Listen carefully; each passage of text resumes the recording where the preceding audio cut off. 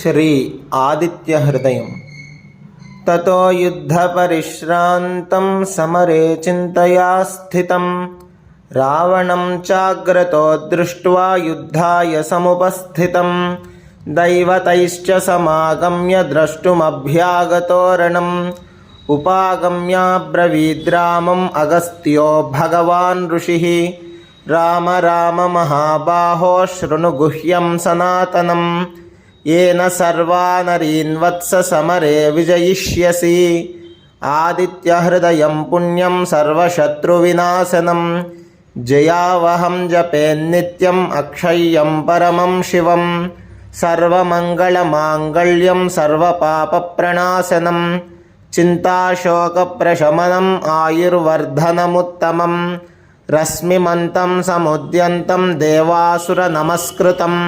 पूजयस्व विवस्वन्तं भास्करं भुवनेश्वरं सर्वदेवात्मको ह्येष तेजस्वी रश्मिभावनः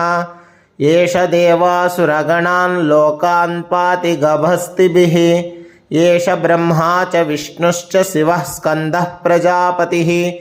महेन्द्रो धनदः कालो यमः सोमो ह्यपाम्पतिः पितरो वसवः साध्याः यश्विनौ मरुतो मनुः वायुर्वह्निः प्रजा प्राणा ऋतुकर्ता प्रभाकरः आदित्यः सविता सूर्यः खगः पूषा गभस्तिमान् सुवर्णसदृशो भानुर्हिरण्यरेता दिवाकरः हरिदश्वसहस्रार्चिः सप्तसप्तिर्मरीचिमान् तिमिरोन्मथनः शम्भुस्त्वष्टा मार्ताण्डकोऽंशुमान् हिरण्यगर्भः शिशिरस्तपनो भास्करो रविः अग्निगर्भोदिते पुत्रः शङ्खः शिशिरनाशनः व्योमनाथस्तमो भेदी ऋग्यजुत्सामपारगः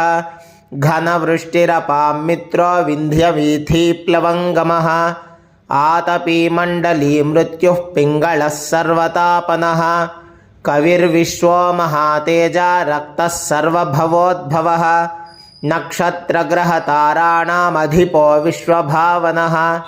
तेजसामपि तेजस्वी द्वादशात्मन्नमोऽस्तु ते नमः पूर्वाय गिरये पश्चिमायाद्रये नमः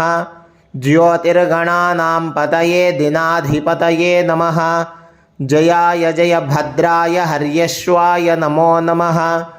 नमो नमः सहस्रांसो आदित्याय नमो नमः नम उग्राय वीराय सारंगाय नमो नमः नमः पद्मप्रबोधाय मार्ताण्डाय नमो नमः ब्रह्मेशानाच्युतेशाय सूर्यायादित्यवर्चसे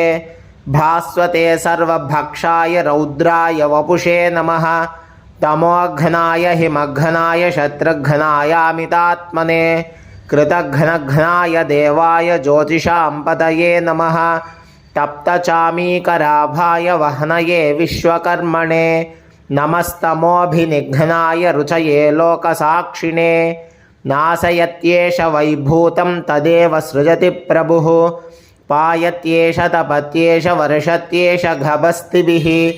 एष सुप्तेषु जागर्ति भूतेषु परिनिष्ठितः एष चैवाग्निहोत्रं च फलं चैवाग्निहोत्रिणां वेदाश्च क्रतवश्चैव क्रतूनां फलमेव च यानि कृत्यानि लोकेषु सर्व एष रविः प्रभुः येन मापत्सु कृच्छ्रेषु कान्तारेषु भयेषु च कीर्तयन् पुरुषः कश्चिन्नावसीदति राघव पूजयस्वैनमेकाग्रो देवदेवं जगत्पतिम् एतत् त्रिगुणितं जप्त्वा युद्धेषु विजयिष्यसि अस्मिन् क्षणे महाबाहो रावणं त्वं वधिष्यसि एवमुक्त्वा तदागस्त्यो जगाम च यथागतम् एतत् श्रुत्वा महातेजा नष्टशोकोऽभवत्तदा धारयामास सुप्रीतो राघवः प्रयतात्मवान् आदित्यं प्रेक्ष्य जप्त्वा तु परं हर्षमवाप्तवान् त्रिराचम्य शुचिर्भूत्वा धनुरादाय वीर्यवान् रावणं प्रेक्ष्य हृष्टात्मा युद्धाय समुपागमत सर्वयत्नेन महता वधे तस्य धृतोऽभवत् अथ रविरवद निरीक्ष्य रामं मुदितमनाः परमं प्रहृष्यमाणः निशिचरपतिः संशयं विदित्वा सुरगणमध्यगतो वचस्त्वरेति इति श्री आदित्यहृदयस्तोत्रं सम्पूर्णम्।